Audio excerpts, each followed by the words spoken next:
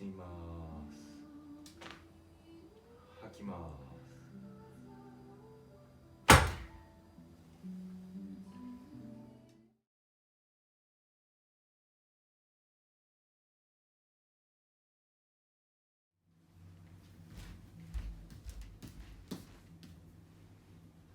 ちょっと背中こう伸びないとね。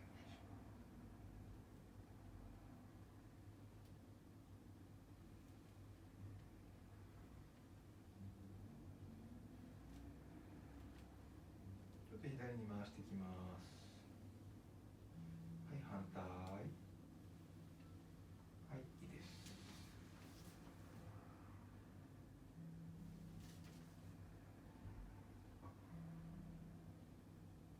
これが少しこうなってるんですね。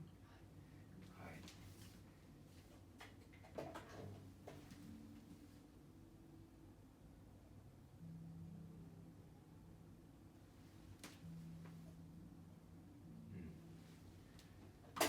間違いないです。だからここをちょっと一箇所アジャストメントをしなければいけないです。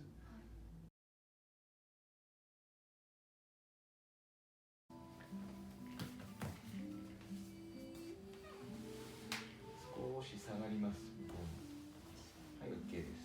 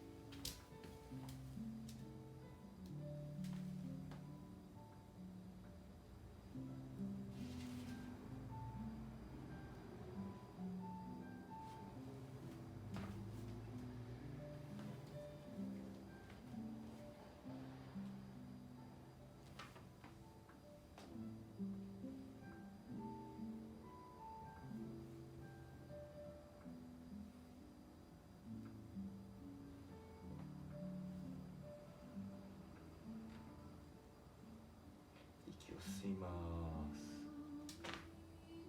吐きます。